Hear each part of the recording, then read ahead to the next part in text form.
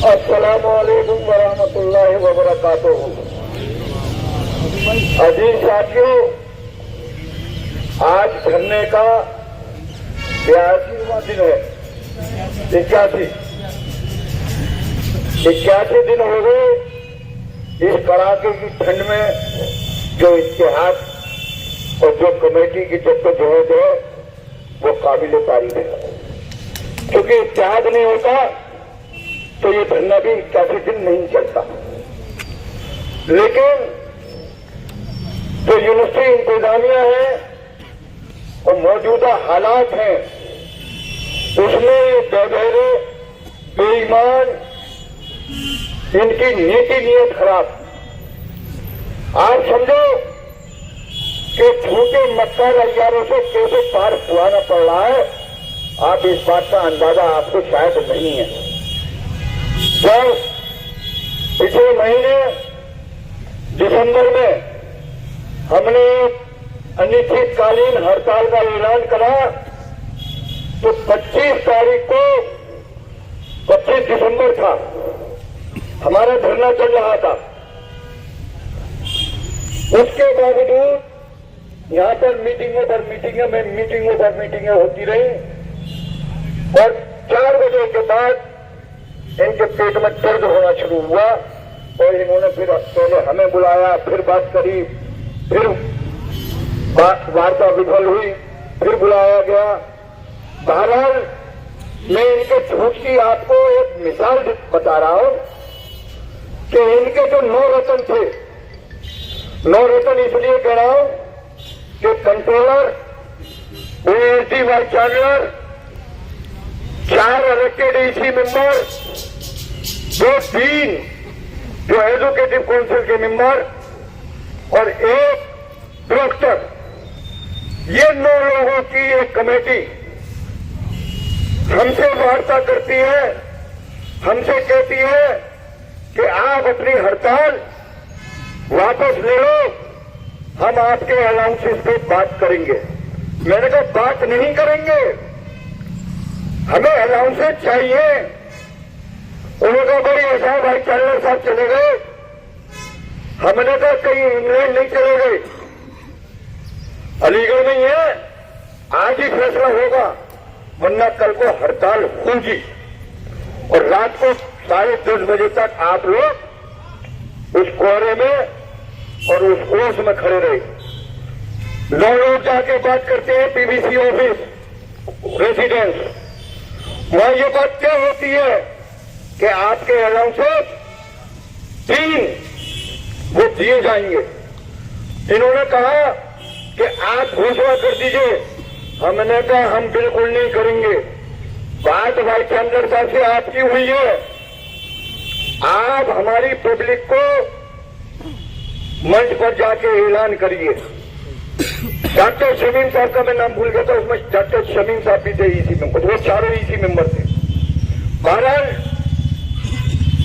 Doctor साहब, शमीम साहब, असवर अली साहब, मुजीबुल्लाह जुबैरी साहब और सारे मेंबरान यहां आए और आपके बीच में उन्होंने ये घोषणा करी कि वाइस चांसलर ने आपके 3 अलाउंसेस को मान लिया है।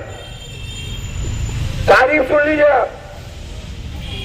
अलाउंसेस की यहां घोषणा होती है, सुबह को अखबार में आ जाता है, अखबार में कोई चीज आ गई वो गजट हो गया। जब हाई स्कूल की मार्कशीट खत्म हो जाती है तो बोर्ड वाले कहते हैं पहले अखबार में निकलवा के आओ, तब हम आपकी दूसरी मार्कशीट बनाएंगे। वो घोषणा होती है, प्रोक्टर साहब की यहां रिकॉर्डिंग है। अब ये 9 रतन ये माजूरों की तरह चल रहे, बड़ी मुश्किल है वो फाइल। पहले तो यही कहने हुआ कि अलाउंसेस की फाइल जनरेट कहां से हो, क्योंकि फाइनेंशियल मैटर है। लेकिन उसकी जिम्मेदारी कंट्रोलर ने ली और कंट्रोलर ने वो फाइल बनाई। नोट शीट की कॉपी हमारे पास है, हम माइक से बवांगे दोहर कह रहे हैं और हमने अपने लोगों को पढ़वा भी दी कि उसमें क्या लिखा है। उसमें उसमें यही लिखा है कि ये 9 लोग और हम 9 लोग, और जो एजिटेशन हो रहा था और जो स्ट्राइक प्रॉब्लम हुई है उसको प्रॉब्लम को दूर करने के लिए ये 3 अलाउंसेस दिए जाते हैं और फाइनेंस ऑफिसर इसको इंप्लीमेंट करें। साथियों, हमें मालूम था कि ये छूटे, क्योंकि इनका एक ड्रीम प्रोजेक्ट अभी हाई कोर्ट का जो इंट्रीम ऑर्डर आया उससे इनके फास्ट चक्र शुरू हो गए। लेकिन साथियों, न हमने पहले हौसला तोड़ा अपना छोड़ा था और न आज छोड़ रहे। हमने बिल्कुल ये प्रण कर रखा है कि जब तक हमारी डिमांडें पूरी नहीं होंगी हम अपने घर वापस नहीं जाएंगे। सही बात। तो देखिए, डेली वेजर के अनाउंसमेंट की तो अभी खुश होने की जरूरत नहीं है, क्योंकि जब 25 दिसंबर को यह ऐलान हुआ था अलाउंसेस का तो बड़े मायूस हुए थे डेली वेजर। जब मैं रात को 12:30 बजे आया तो मुझे प्रवक्ता ऑफिस वाले बोले, गांधी भाई हमारा तो कुछ नहीं हुआ। मैंने कहा हौसला मत छोड़ो, होगा तुम्हारा भी, हमको जान ही रहे। अभी देखो, मैं यही कहता हूं कि ऊपर वाले का देर है, अंधेर नहीं है। 25 तारीख को वो खुश हुए थे और आप गमगीन थे।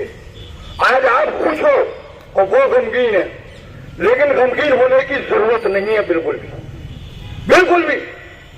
क्योंकि कमेटी पर जब आपने भरोसा करा है तो इंशाअल्लाह ताला मर जाएंगे, बगैर डिमांड के चाहेंगे नहीं।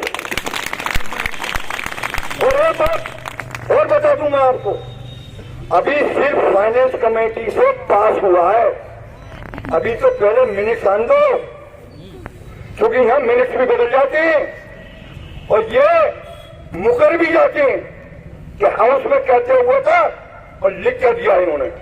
तो जब तक हम लिखा हुआ नहीं मान लेंगे तब तक हम किसी बात पे यकीन नहीं करेंगे बिल्कुल भी, और न खुश होने की जरूरत है किसी को भी। पहले मिनट आ जाए, और मिनट चूंकि वो डेली वेजर का मैटर 13 तारीख की मीटिंग में अराइजिंग आउट क्वेश्चन में प्रोफेसर मोइन साहब ने उठाया था, उसके बाद 23 तारीख की ईसी में वो आया, एक प्रॉपर एजेंडा बना। जब एजेंडा पर डिबेट हुई तो ये कहा गया कि चूंकि फाइनेंशियल मैटर है इसलिए पहले फाइनेंस कमेटी में जाएगा। मैं बार बार ये बात कहता हूं कि इन्हें प्रोसीजर ही नहीं मालूम। जो गवर्नमेंट के डायरेक्टिव्स ये थे कि कोई भी फाइनेंशियल मैटर अगर आपको करना है तो पहले एफसी में लाइए, उसके बाद ईसी में लेके जाइए। यहाँ उल्टी गंगा बह रही है, पहले यहाँ ईसी में जाता है, बाद में एफसी में जाता है। जब एफसी से पास हो जाएगा फिर वो ईसी में जाएगा। जब ईसी पास कर देगी उसके मिनट्स आ जाएंगे, उसके बाद ऑर्डर निकलेंगे। तो एक बात ध्यान रखो, ये छोटे कार्यों से वास्ता है तुम्हारा, बता रहा हूं मैं, ज्यादा खुश मत हो ना। इनकी ये चाल है कि किसी सूरत से इन भाइयों में बंटवारा कर दें, लेकिन इंशाअल्लाह ताला ये जो मुट्ठी बनी है ये इनके मुक्के ही मारेगी। बिल्कुल साथियों, बिल्कुल भी देखो, यहाँ पे हर आदमी बीमार हो गया है, लेकिन किसी ने ये धरने का दामन नहीं छोड़ा। और बड़े बड़े मामला घरों में आए, लेकिन हमने धरना नहीं छोड़ा, क्योंकि पहले आप हो बाद में हमारा करें। क्योंकि हमारा घर को जब हम परमानेंट हैं, हमें कोई परेशानी नहीं, तो हमारे घर में भी कोई परेशानी नहीं। परेशानी आपके साथ है, आपका मुस्तकबिल है। देखो ये प्लानिंग है और ये बार बार प्लानिंग ये करते हैं, इनकी प्लानिंग हम बार बार फेल कर देते हैं। और ये पिछले 1 साल से इसी बात पर लगे कि आउटसोर्स कर दिया जाए, लेकिन इंशाअल्लाह ताला अब तक नहीं हुए तो आगे भी नहीं होंगे। लेकिन इत्तेहाद बना के रखना, देखो मुत्तहिद हुए हो तो दुश्मन बहुत कमजोर है, बता रहा हूं। अगर यलगार कर दी तो ये उसी दिन इस्तीफा देकर भाग जाएंगे। ये चैलेंज है मेरा। एक टेलर दिखाया था, सिर्फ एक टेलर 23 तारीख में, और सिर्फ ये कहा था कि उन्हें घर तक छोड़ जाओ। आज तक उससे उभर नहीं पाए और इस्तीफा जेब में लेके चल रहे, क्योंकि कमजोर वाइस चांसलर है। अगर मैं मुझ जैसा वाइस चांसलर होता तो जेब में से निकलने से पहले गेट आउट कर देता। जेब में से तो निकालने की जरूरत नहीं आती। लेकिन साथियों, बात यह है कि बहुत कमजोर वाइस चांसलर है, बहुत ही कमजोर। तो जो अल्लाह करता है बढ़िया करता है। अल्लाह ने किसी को हिदायत दी देखो, अलीगढ़ के सुरवाई कोई नहीं जा पाया पैनल के खिलाफ। गया तो कौन गया? जामिया का प्रोफेसर, और उस प्रोफेसर के ही बुनियाद पर उस कैंडिडेट को चैलेंज हो गया और इंट्री ऑर्डर भी इनके खिलाफ चला गया। अब ये जिंदगी में मैं कह रहा हूं, और मैंने अखबार में बयान दिया, मैं कुछ मुनाफिक वाली बात नहीं करता। अखबार में यही कहा कि ये 4000 आदमियों की हार का नतीजा है कि तुम मनसब हाथ से, वो भी हाथ से निकल गया। बिल्कुल ऐसा समझ लो जैसे जवान मौत हो गई, क्योंकि ये हर नॉन टीचिंग की पोस्ट पर ऐसे बैठना चाहते हैं। जो काम इनका है वो काम ये करने को तैयार नहीं है।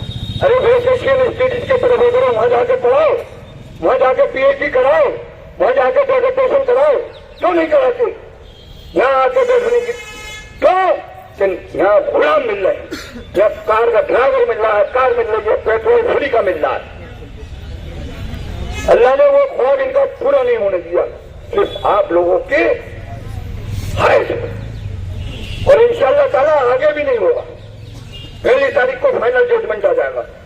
साथियों देखो, नॉन टीचिंग में इससे बुरा वक्त न कभी आया और न आएगा, बता रहा हूं मैं।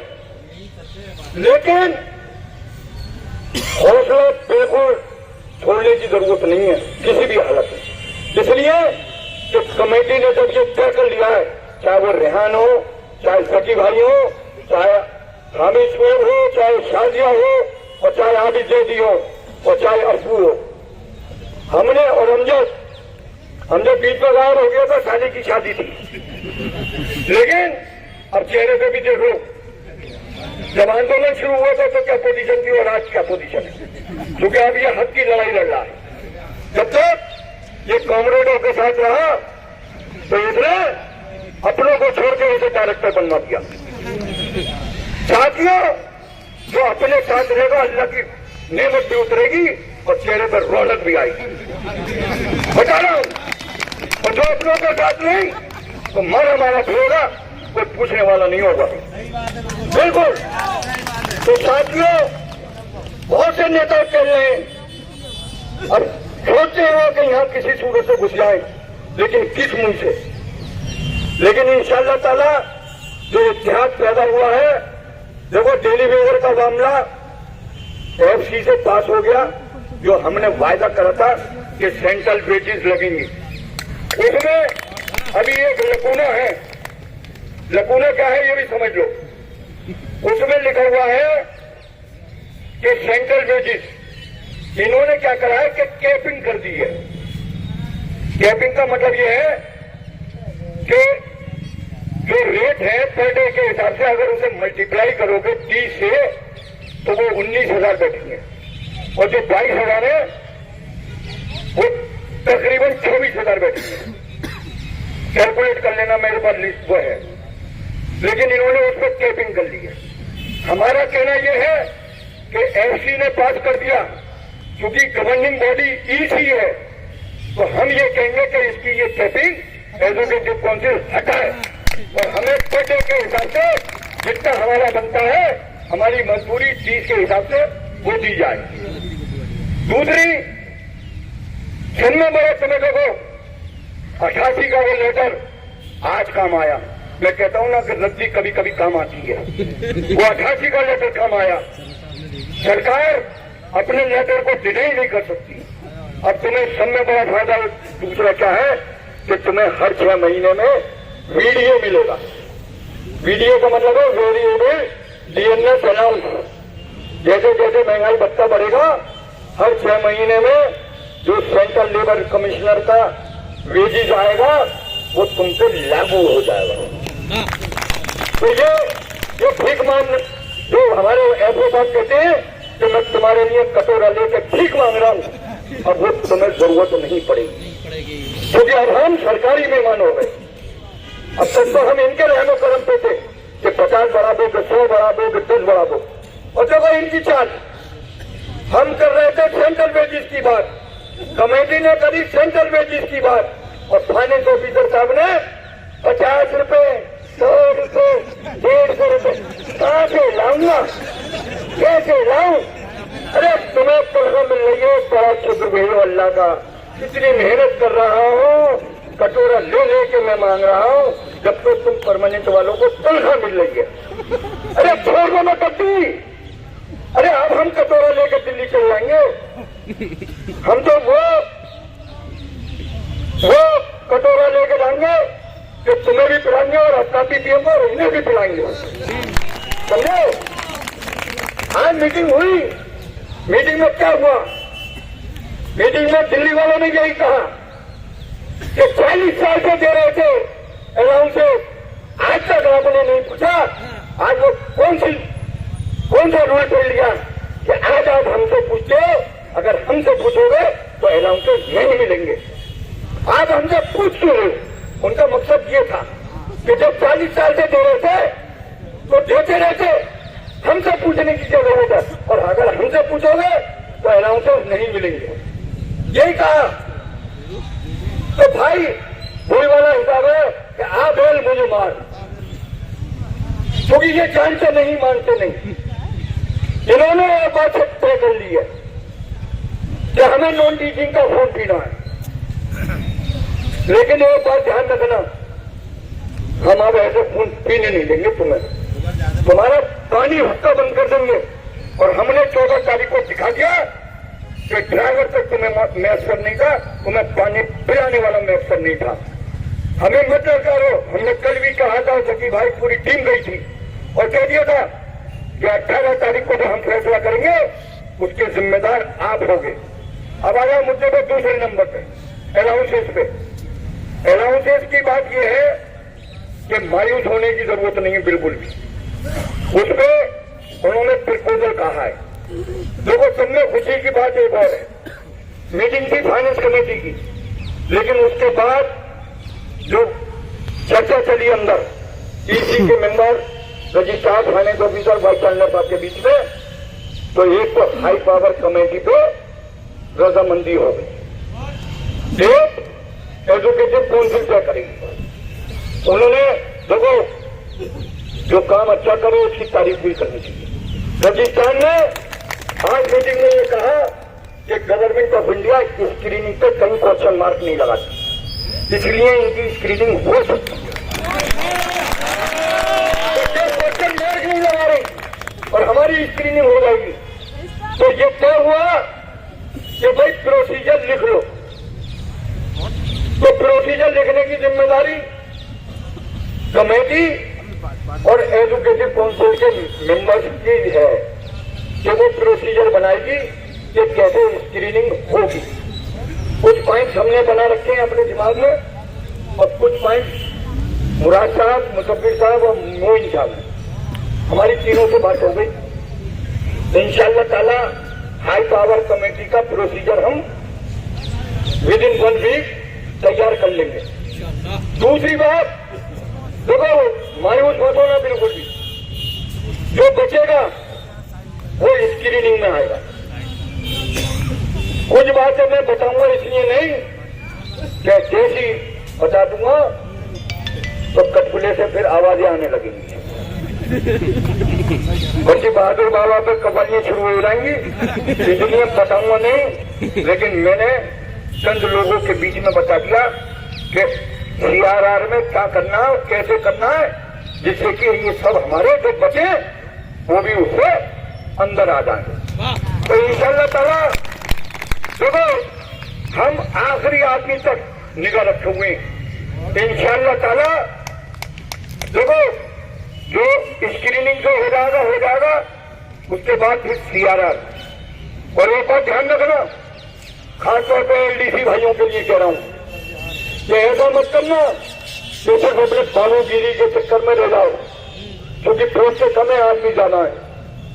उछल कूद दूसरी तरफ भी कर लेना, क्योंकि वहां high school science side, inter science side और BSc।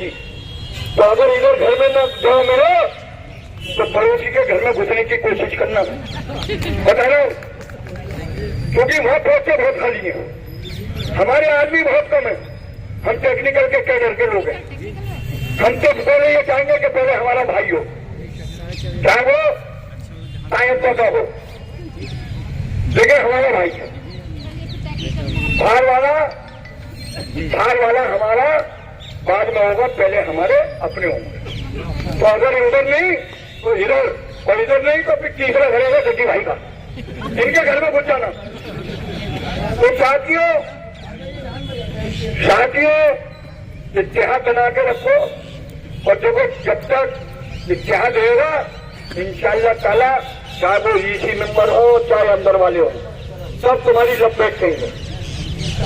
तो साथियों, क्योंकि रेहान भाई तशरीफ ला चुके हैं, और रेहान भाई जरूर आज, क्योंकि कल फाइनेंस ऑफिसर साहब से बड़ी लंबी गुफ्तगू करी है इन लोगों ने, मैं और अफरू नहीं गए थे, क्योंकि हमारा ब्लड प्रेशर जरा जल्दी हाई हो जाता है, इसलिए मनोज अलीगढ़ी भी तशरीफ ले आए, समझे। तो ये रेहान भाई कल की गुफ्तगू रेहान भाई बताएंगे।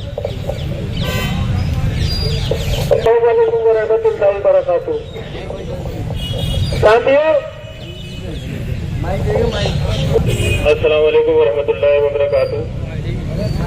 भाई, फाइनेंस ऑफिसर से जो बातचीत होती है मुझे बताने की जरूरत नहीं है, प्रोफेसर साहब ने बगैर जाए हुए बता दिया पहले ही किस तरह से बात करते हैं। लेकिन हाँ, ये हकीकत है और ये साबित हो चुका है, इस यूनिवर्सिटी में ना तो कोई एग्जीक्यूटिव काउंसिल है, ना कोई कोर्ट है, ना कोई एकेडमिक काउंसिल है। यहाँ जो कुछ है वो रजिस्ट्रार साहब और फाइनेंस ऑफिसर साहब है। बात ये होती है कि EC की मीटिंग में सोनकर साहब जो रिएक्टर नॉमिनी है वो ऑनलाइन जुड़े थे लखनऊ से, और जैसी हमारी इंफॉर्मेशन है उस दिन फाइनेंस ऑफिसर साहब भी लखनऊ में ही थे। सोनकर साहब को पूरी तरह से उन्होंने सेट कर लिया। जो एजेंडा नंबर 1 शुरू होना चाहिए था, सोनकर साहब ने सबसे पहले अलाउंसेस का मैटर उठा लिया और सबसे ज्यादा उन्होंने मुखालफत की। अब क्योंकि अलाउंसेस को उन्होंने मुखालफत की और फाइनेंस कमेटी में अलाउंसेस का मैटर था, तो सोनकर साहब उसमें भी मौजूद थे। वही अलाउंसेस का मैटर सोनकर साहब ने वहां पे भी उठा लिया। तो इसका मतलब फाइनेंस ऑफिसर साहब, देखिए दिल्ली वालों से, अगर हमारे लिए इन लोगों को, ये हमारी अथॉरिटीज है, हमें बहुत सी चीजें ऐसी हैं जो इन्हें हमारे लिए लड़ना चाहिए और दिल्ली से हमें दिलाना चाहिए, लेकिन ये अंदर बैठ के हमारे लिए लड़ते नहीं है। वो इस बात पे लड़ते हैं इनकी कौन कौन सी चीज कैसे कैसे किस तरह से काटी जाए। इन्हें अब तक ये सब चीज इलीगल मिल रही है। अगर ये इलीगल मिल रही है तो जो फाइनेंस ऑफिसर साहब भी वही है जो कि बैठे हुए हैं, जो उस दिन भी कहा गया था, और वाकई इनका अगर जमीर हो तो इन्हें सबसे पहले इस्तीफा देके बाहर आ जाना चाहिए। हम लोगों की हमदर्द है तो हम लोगों के बीच में आ जाना चाहिए, और हम लोगों के हमदर्द नहीं है तो अपने डिपार्टमेंट में अपने एकेडमिक का काम करना चाहिए और फाइनेंस ऑफिसर की सीट फौरन छोड़ देना चाहिए। फाइनेंस ऑफिसर कटोरे लेके घूमे जैसे भी घूमे, लेकिन वो इस अहल नहीं है कि इतनी बड़ी यूनिवर्सिटी के फाइनेंस के मैटर को वो संभाल सके। उनके बस में नहीं है। उनसे अच्छा तो हमारे नीचे के जेएफओ वगैरह जब संभाल लेंगे। तो फाइनेंस ऑफिसर साहब से कल बहुत देर बात हुई, लेकिन उनसे तो वही जो रटी रटाई उनकी बातें हैं, वही सब बातें हैं, उसे दोबारा रिपीट करने की जरूरत नहीं है। उनके बस में कुछ भी नहीं है, उन्हें फौरन सीट छोड़ देना चाहिए। और इस यूनिवर्सिटी को इन दो लोगों से अगर निजात मिल जाए, रजिस्ट्रार साहब और फाइनेंस ऑफिसर साहब, तो बहुत आपके हक में बेहतर से बेहतर फैसले हो सकते हैं। जो यहाँ के ज्वाइंट फाइनेंस ऑफिसर हैं, ज्वाइंट रजिस्ट्रार हैं, उन सबका, देखिए नाम कोई नहीं लेगा, लेकिन उन सबका ये कहना है जब तक ये दोनों लोग मौजूद हैं आपका कोई काम पॉसिबल नहीं है। इन लोगों ने बजाय हमारे काम के फेवर में बात करने के लिए, जब दिल्ली के लोगों से मीटिंग्स होती है तो उसमें हमारी मुखालफत में बात करते हैं। जब मुखालफत में बात करते हैं तो वो काम होंगे कैसे? वो काम किसी सूरत में नहीं होंगे। इसलिए आप लोग अल्लाह से दुआ करें। हम बहुत कमजोर लोग हैं, हम अल्लाह से दुआ ही कर सकते हैं, उसके अलावा और कुछ नहीं कर सकते। इनका इस यूनिवर्सिटी से या इस कम से कम अंदर वाली बिल्डिंग से इनका मुंह काला हो जाए और ये यहाँ से बाहर हो जाए। अल्लाह ताला इसमें कामयाबी दिलाए। आज हमारे बीच में मोहम्मद फैसल साहब और गौरव सिंह जो एसएन हॉल से थे, इनका कमेटी की तरफ से और आप सब लोगों की तरफ से बहुत बहुत शुक्रिया। और कल आपके बीच में हाजी अनवर अली और शौकत अली जो दोनों लोग सुलेमान हाल से हैं, वो आपके बीच में होंगे। कल आप लोग तशरीफ लाइए। 18 की जनरल बॉडी अनाउंस हो ही चुकी है। आप लोग जनरल बॉडी में जो भी डिसीजन लेंगे उसमें वो फैसला आगे का किया जाएगा, क्या करना है क्या नहीं करना है। बहुत बहुत शुक्रिया सभी लोगों का।